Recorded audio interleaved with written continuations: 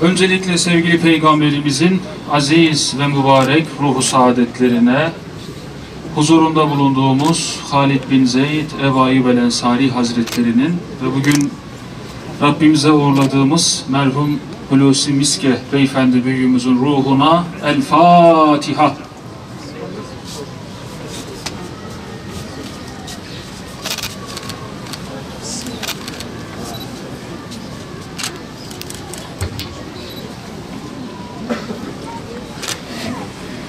Şu güzide mabette kılmış olduğumuz ikindi namazlarımızı kabul eylesin.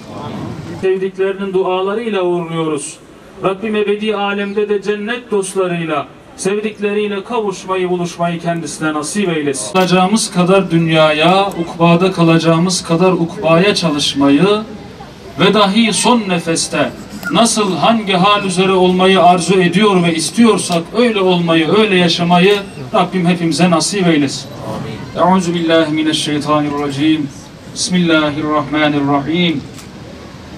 Allah Celle Celaluhu rızası için namaza, Resulullah sallallahu aleyhi ve sellem Efendimiz için salavata, meyyit için duaya, uyalım hazır olan imama, her kişi niyetine. Allahu Ekber.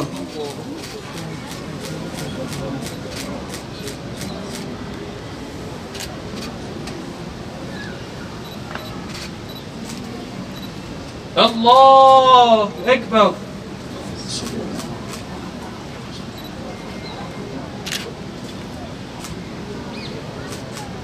Allahu Ekber.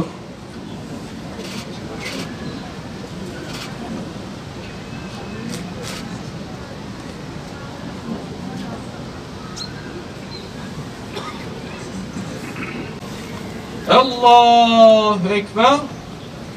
Esselamu aleyküm ve rahmetullah. Esselamu aleyküm ve rahmetullah. Hepinizden Allah razı olsun. Biz bu dünyaya kısa bir yolculukla geliriz ama ebedi bir yolculuk ve vuslatla Rabbimize kavuşuruz. İşte Hazreti Peygamber'e ev sahipliği yapan Ebu Eyyub el-Ensari'ydi. İstanbul'un manevi fatihiydi. Onun huzurunda da hepimiz bu yolculuğa çıkan bütün müminlere hayırla şehadet ederiz.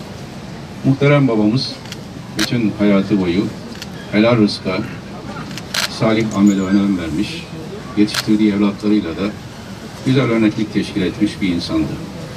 Biz onun bütün güzel hasletlerine şahidiz.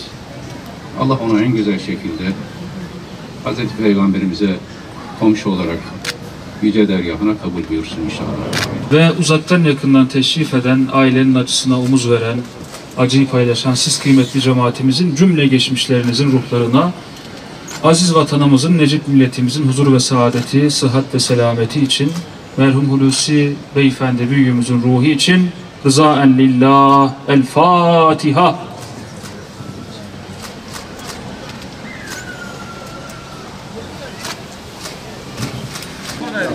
Ayrıca taziye Seyyid Nizam Kütüphanesi'nde kabul edilecek efendim. Cemaatimize duyurulur.